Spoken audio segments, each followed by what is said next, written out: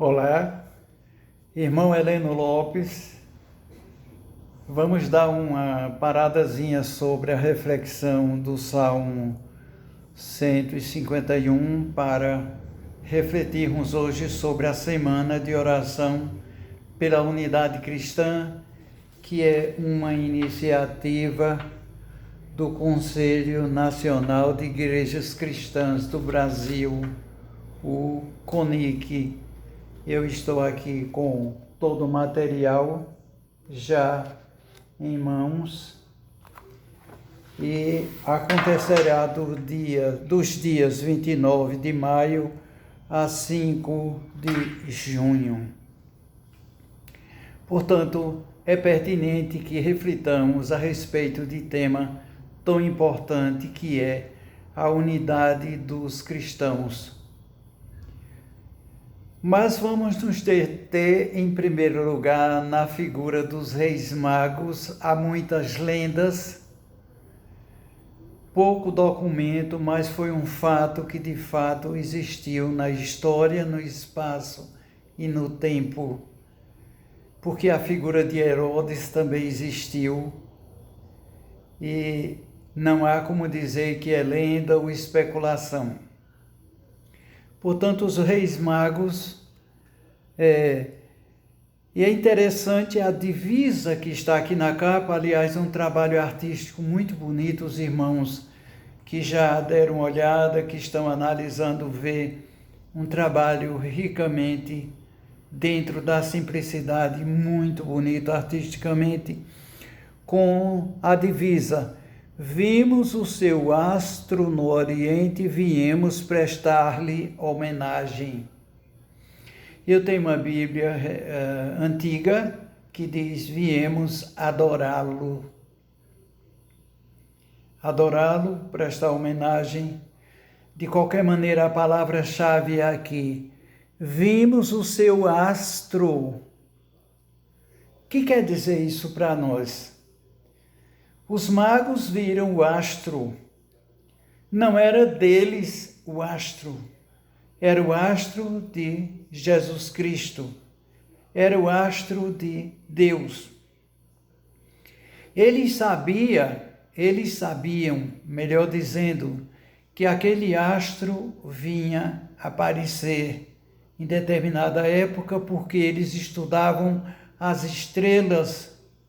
Outros dizem que eles eram astrônomos, astrólogos, repito, estudante das estrelas, portanto, e conheciam as Sagradas Escrituras, além de conhecer as Sagradas Escrituras, eles também acreditavam na vinda de um Messias.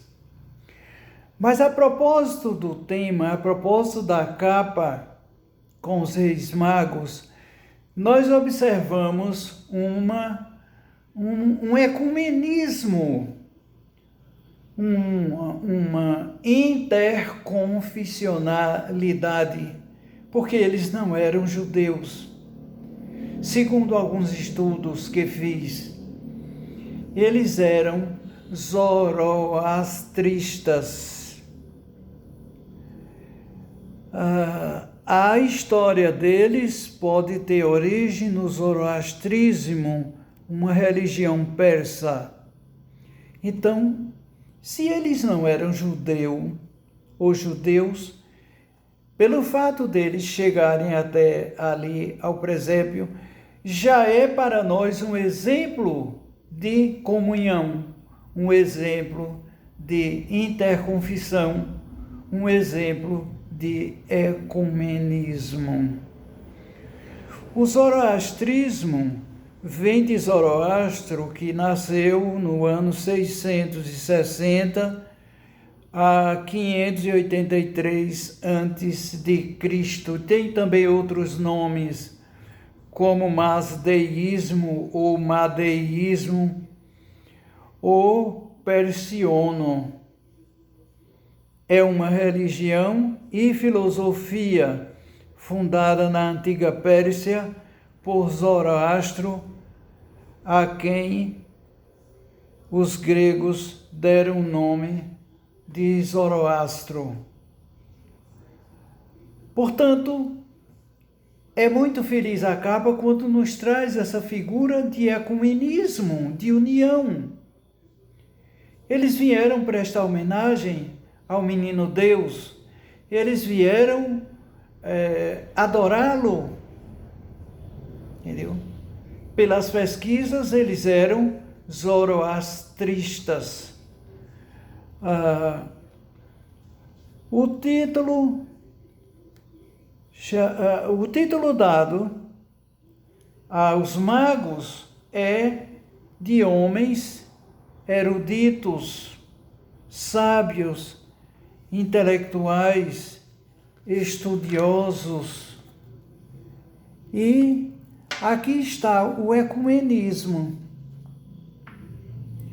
Como surgiu o ecumenismo? É uma coisa que vale a pena a gente refletir durante esta semana de oração pela unidade cristã. O ecumenismo surgiu em 1910 em Edimburgo, na Suécia. Como? Vejamos, o movimento ecumênico atual surgiu na Conferência Mundial de Missão em 1910, que reuniu 1.200 delegados já naquela época, para debater dois temas importantíssimos que nos acompanham, que é a questão da fé e da comunhão. A celebração do centenário pôs o ecumenismo, o diálogo, a diferença, a expressão, a comunhão na agenda já naquela época, em 1910. Façamos uma chave para vermos quais as propostas principais do movimento ecumênico. Então, o diálogo.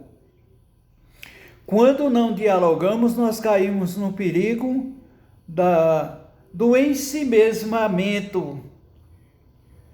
E esse ensimesmamento pode nos levar ao fanatismo. O fanatismo poderá gerar outras famosas santas inquisições. Só eu estou certo, só a minha fé é verdadeira, só os meus dogmas são reais e verdadeiros. Tenhamos muito cuidado com isso. Aliás, não é o fato da nossa igreja, graças a Deus, não comungamos com este tipo de pensamento. A diferença. Eu sempre digo que o ecumenismo é como um buquê de flores. Tem a rosa, tem o cravo, tem as flores mais cheirosas, mas tem a margarida que não cheira. E no todo ela é muito bonita. Um campo de margarida, um canteiro de margarida é uma coisa muito bonita. Ela tem utilidade, ela enfeita, ela decora. Então, o buquê de flores, o buquê das religiões, elas têm em cada um, no seu lugar, no todo, um significado, que são as suas doutrinas, são os seus dogmas, são as suas orientações, que devem ser respeitados por todos nós. A expressão, a liberdade de expressão religiosa, aliás, nós temos isto na Constituição Brasileira, no artigo 5º, inciso 6º e 7º, se não me engano. Liberdade de culto, liberdade de consciência, liberdade de crença, liberdade de expressão. É garantido na Carta Magna, que a maior lei de cada país é a sua Constituição. Portanto, não caiamos no perigo de não respeitarmos as expressões de culto, as expressões de fala, as expressões de crença. A comunhão. Juntando tudo isto, o ecumenismo nos traz em reuniões como vamos tê-la, uma coisa muito rica, que é a comunhão com o que temos de bom, que é o amor ao próximo, que é o maior mandamento do Evangelho. Eu fui amigo pessoal de Dom Helder Câmara, tive este privilégio, e ele dizia: mais forte é o que nos une do que aquilo que nos separa. O que nos une é o amor de Cristo, o sangue de Cristo. Portanto, qual o principal objetivo do ecumenismo?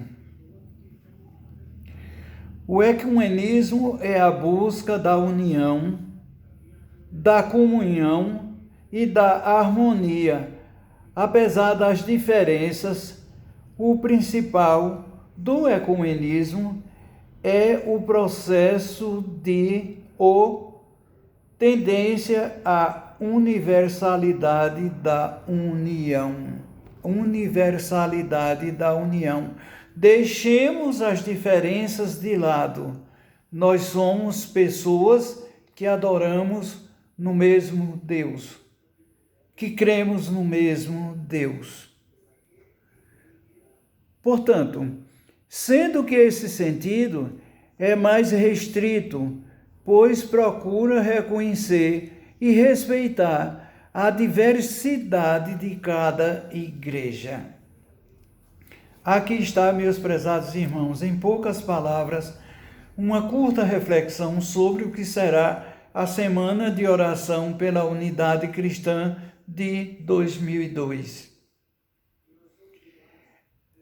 E, relembrando ou repetindo, temos essa mania, que foi muito feliz a figura dos Reis Magos, porque o fato de que eles vieram ao presépio já foi um ato de ecumenismo, porque eles pertenciam a uma outra religião, a uma outra crença, a um outro universo de ritos, a uma outra tradição.